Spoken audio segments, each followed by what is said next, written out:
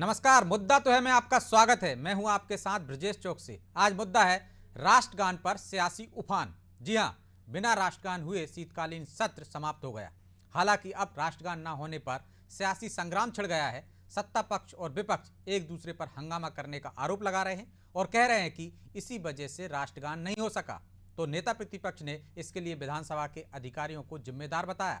लेकिन अब सवाल यह है कि क्या राष्ट्रगान के सहारे फिर एक दूसरे को संविधान विरोधी बताने की कोशिश हो रही है? संविधान अंबेडकर के बाद राष्ट्रगान पर शुरू हुआ यह संग्राम कहां तक जाएगा? सवाल तो यह भी, क्या अपने सियासी फायदे के लिए लोकतंत्र के मंदिर की परंपराएं तोड़ी जा रही हैं? आज चर्चा में इन तमाम सवालों की तह तक पहुंचने की कोशिश करेंगे, लेकिन पहले देखिए रिपोर्ट।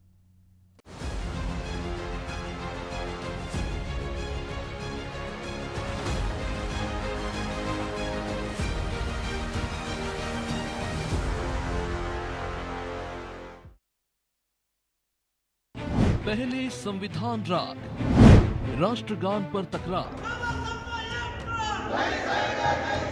शीतकालीन सत्र के आखिरी दिन भी जहां अंबेडकर को लेकर हंगामा होता रहा, तो सदन की कार्रवाई के बाद राष्ट्रगान को लेकर सत्ता पक्ष और विपक्ष आमने सामने आ गए।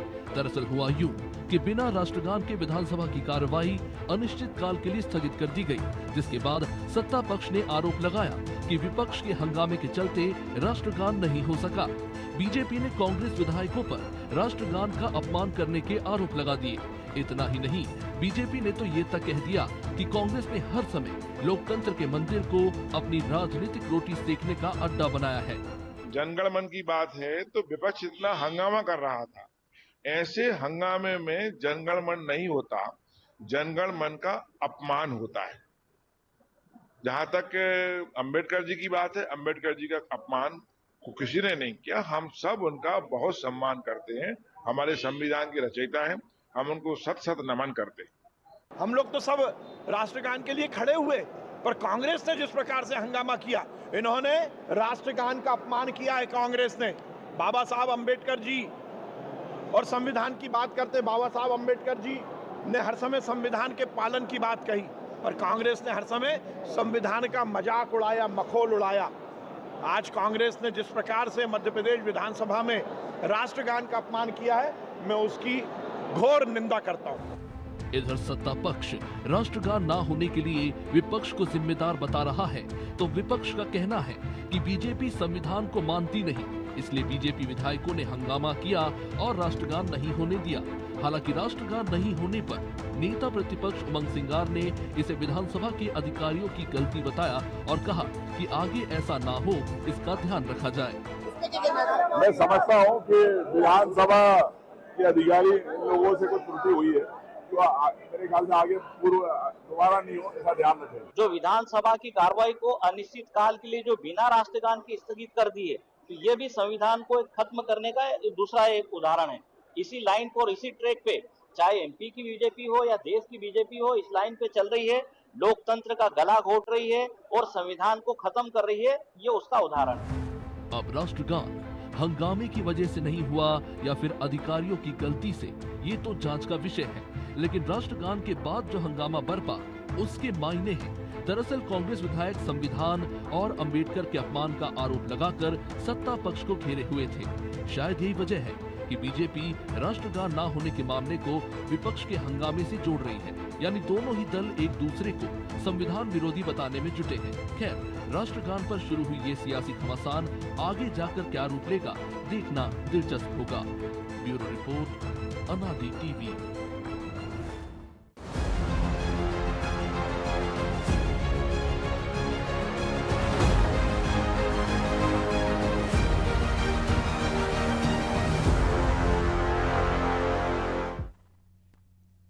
इस मुद्दे पर चर्चा के लिए हमारे साथ मौजूद हैं बीजेपी प्रवक्ता मिलन भार्गव, कांग्रेस प्रवक्ता संतोष गौतम और हमारे सहयोगी प्रभु पटेरिया। मिलन जी, संतोष जी, बहुत बहुत स्वागत है आपका। और शुरुआत मिलन जी आपसे करते हैं। विपक्ष कह रहा है कि जिम्मेदार आप हैं, शीतकालीन सत्र समाप्त हो गए बिना राष्ट्रगान के, अधिकारियों की भी जिम्मेदारी है। और बाला बच्चन तो कह रहे हैं कि संविधान खत्म करना चाहते हैं आप लोग, और ये राष्ट्रगान ना होना उसी का एक कदम है। ब्रजेश जी, निश्चित रूप से दुर्भाग्यपूर्ण स्थिति है कि विधानसभा का सत्र जब भी समाप्त होता है उसमें राष्ट्रगान होता आया है। आज भी वैसा होना था, लेकिन क्यों नहीं होने दिया गया ये सबको मालूम है। किन बातों को लेकर विरोध करना चाहिए, किन को लेकर समर्थन करना चाहिए, ये कांग्रेस पार्टी भूल गई। आज देश विरोधी गतिविधियों में संलिप्त रहते रहते अपनी राष्ट्र विरोधी नीतियों के चलते आज संविधान को तोड़ मरोड़ कर अपनी तरह ढालना चाहती है। आज जब उनकी दाल नहीं गल रही, सत्ता में नहीं वापसी हो रही, तो आप देखिए कि राहुल गांधी जी देश की संसद में क्या कर रहे हैं, सांसदों को मार रहे हैं, हिंसक हो गए हैं। अब आप सोचिए उनकी प्रवृत्ति किस प्रकार की हो गई है। अमेरिका जाते हैं, इल्हान उमर से मिलते हैं, जॉर्ज सोरोस से। अरे मिलन जी ये बताइए ना, राष्ट्रगान क्यों नहीं हो पाया मध्य प्रदेश की विधानसभा में? अमेरिका मत जाइए, आप दिल्ली मत जाइए, मध्य प्रदेश पर रहिए। क्यों नहीं हो पाया? पहली बार हुआ है, जो परंपरा टूटी है, और पहली जिम्मेदारी तो सत्ता पक्ष की बनती है। ब्रजेश भाई, जब प्रतिपक्ष पार्टी के मुखिया देश विरोधी गतिविधियों में संलिप्त रहता है और देश के खिलाफ षड्यंत्र रचता है, तो जो दृश्य सदन में, संसद में है, वही मध्य प्रदेश की सदन में हो रहा है।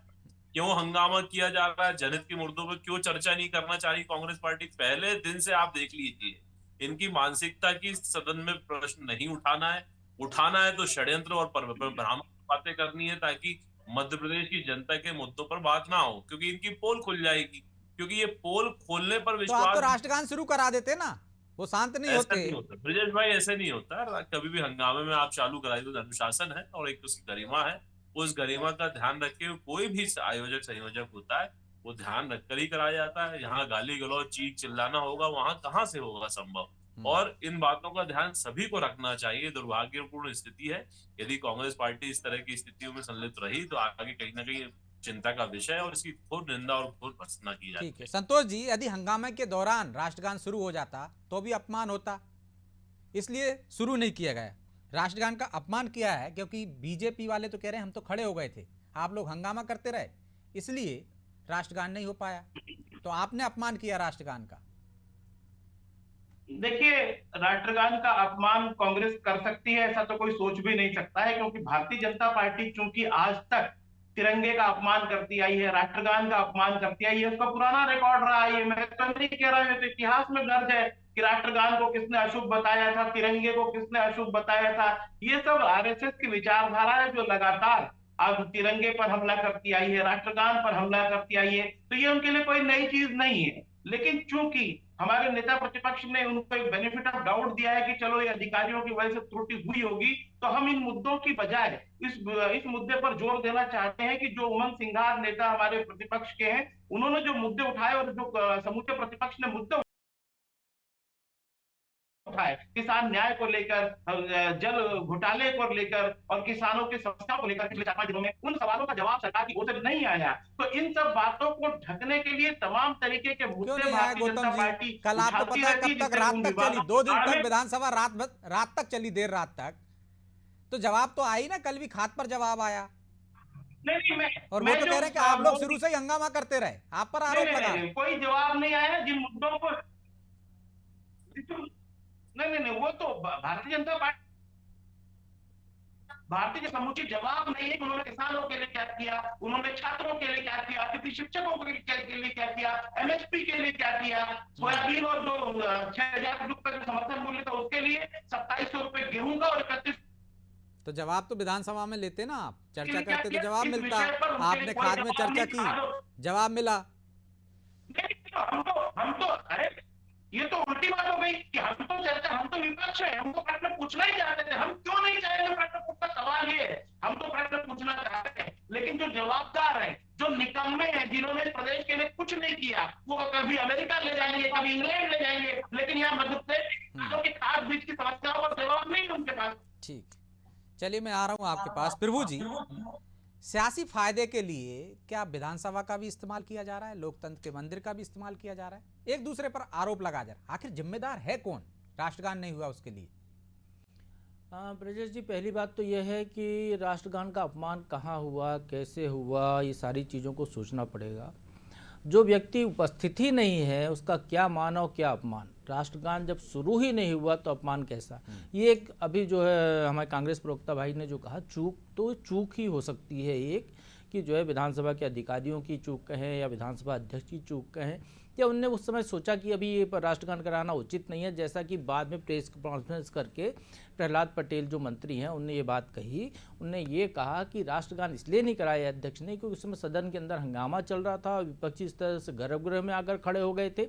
गर्भगृह वो जगह है ब्रजेश जी जहाँ पर कि आमतौर पर ये माना जाता है विधायक वहाँ पर आए ना। कुछ राज्यों की विधानसभाएं ऐसी हैं कि वहाँ पे गर्भगृह में यदि कोई सदस्य पहुँच गया तो उसकी एक दिन के लिए सदस्यता से वो निलंबित हो जाता है। विधानसभा की नियम अध्यक्ष चाहते तो निलंबित करके हाँ, राष्ट्रगान करा सकते थे। विधानसभा और हमने ये भी देखा है प्रभु जी कि राष्ट्रगान का हूँ। ऐलान कर देते हैं तो जो हंगामा करने वाले हैं वो शांत हो जाते हैं। जी वही बात बता रहा हूँ। राष्ट्रगान हो सकता है ये चूक रही हो, हंगामा इतना था कि वो नहीं हो पाया या उनने बोले नहीं, वो उसने सीधे स्थगित की बात कर दी अध्यक्ष ने आसंदी से। लेकिन इसके पहले जो आप कह रहे हैं बिल्कुल ये होते हुए हमने देखा इस सदन में कि जब हंगामा हो गया, शोरगुल हो रहा है, जब विपक्ष सत्ता पक्ष से संभल नहीं रहा है, आखिरी आपको लगा है, तो फिर आप क्या करते हैं, आप कहते हैं कि विधानसभा की कार्रवाई अनिश्चितकाल के लिए स्थगित और राष्ट्रगान।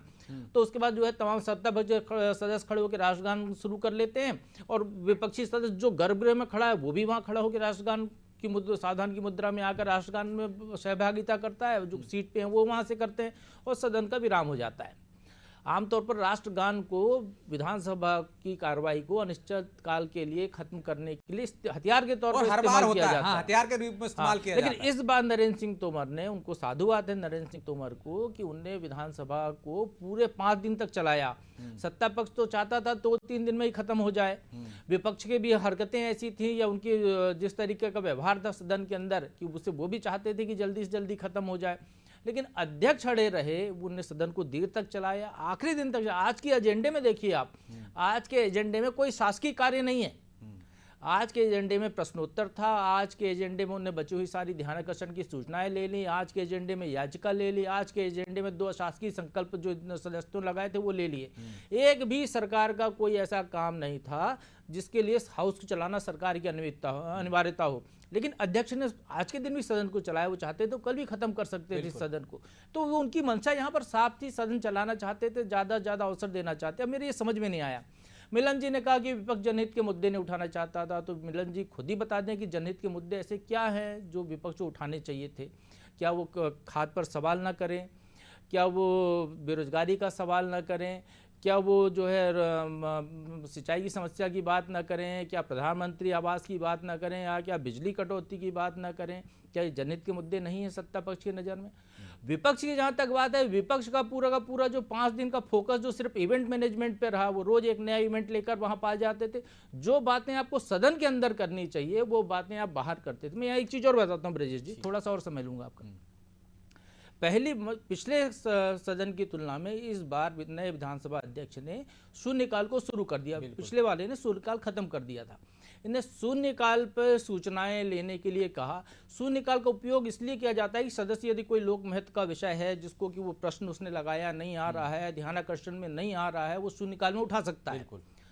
सरकार उसके लिए जवाब देने के लिए बाध्य है, उसको लिखित जवाब देगी, जैसे भी देगी, लेकिन जवाब देने के लिए बाध्य है। शून्यकाल का उपयोग क्या किया विपक्ष ने? शून्यकाल का उपयोग विपक्ष ने किया कि सदन में, संसद में आपने अम्बेडकर का अपमान कर दिया।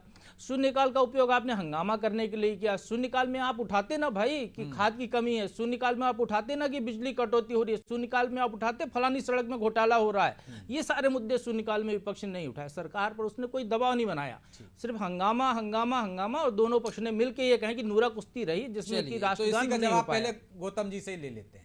हंगामा आपका मकसद था, सुर्खियां बटोरना आपका मकसद था, चर्चा मकसद नहीं था। शून्यकाल शुरू हो गया लेकिन उसका फायदा नहीं उठाया। अध्यक्ष ने इतने मौके दिए आपको, 5 दिन पूरी सदन चलाई, आज भी आपने शुरू से हंगामा कर दिया। चाहते तो शाम तक चल सकता था। पहले दिन आप वॉकआउट कर गए क्योंकि आपको प्रदर्शन में जाना था। देखिए, मैं थोड़ा सा असहमत हूँ प्रभु जी की बात से। आज उमंग सिंगार जी ने ट्वीट करके जानकारी दी है कि पहले दिन जो है किसानों के मुद्दे को लेकर, किसान न्याय को लेकर बात उठाई गई। दूसरे दिन जो है छात्रों वो हाउस की प्रोसीडिंग पढ़ लें, आप हाउस की प्रोसीडिंग पढ़ लीजिएगा। पहले पूरी बात सुन लीजिए।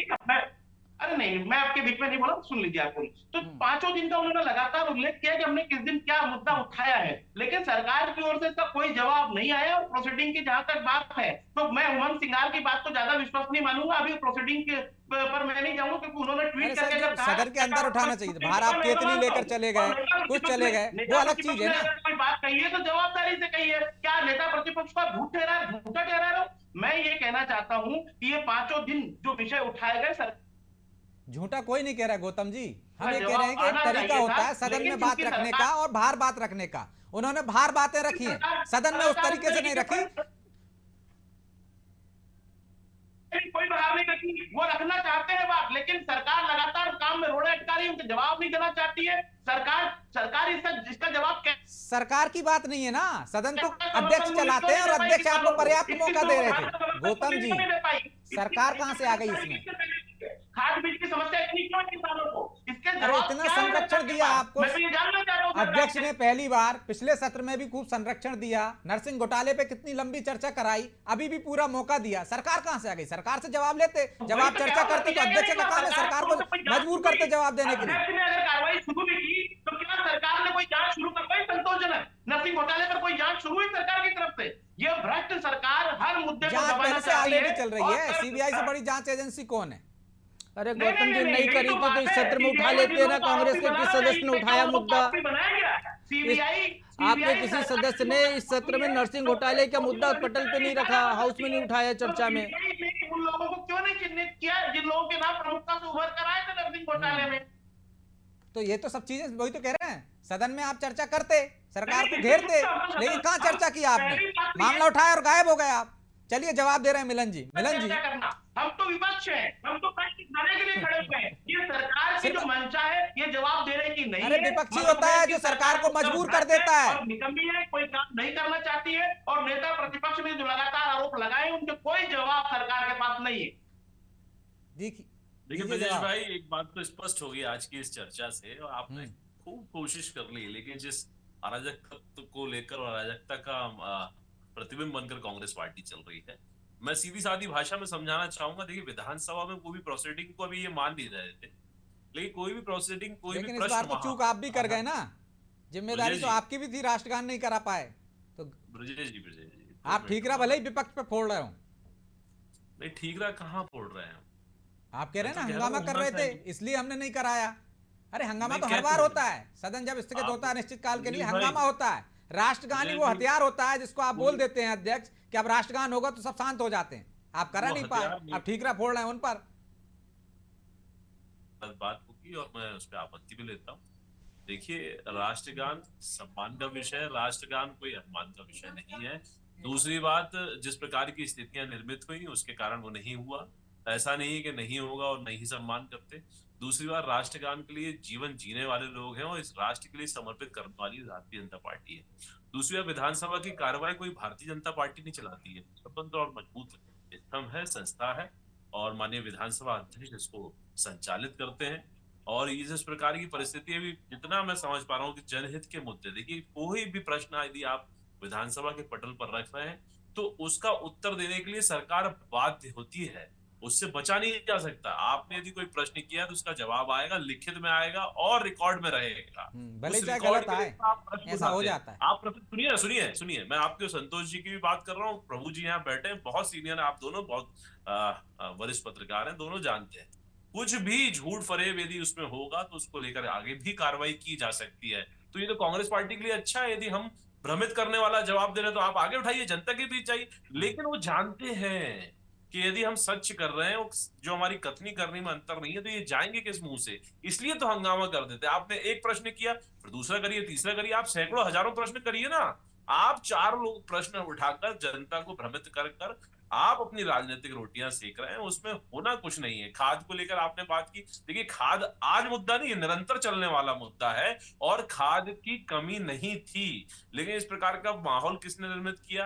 आप भगदड़ मचाना चाहते थे, आप चाहते थे अराजकता का माहौल, लेकिन नहीं हुआ। प्रशासन ने इनके कहने पे किसान कतार में खड़े हो गए थे, इनके कहने पे किसान 4 बजे से कतार में लगे थे। देखिए क्या होता है, माहौल निर्मित होता है ब्रजेश भाई, जब कहीं वितरण होना है और वितरण में समय लगता है। तो और सर, जब समय आपके मंत्री उठ पटांग बयान देंगे, ये उपरक डिपार्टमेंट देखता है, मैं नहीं देखता मिलन भाई, हूं, मंत्री तक को जानकारी नहीं है, तो क्या करोगे इसके आप? पहले मिलन भाई आपके कृषि मंत्री ने यह भी कहा था कि यूक्रेन के युद्ध के कारण खाद की कमी हो रही है, तो फिर मंत्री गलत बोल रहे हैं।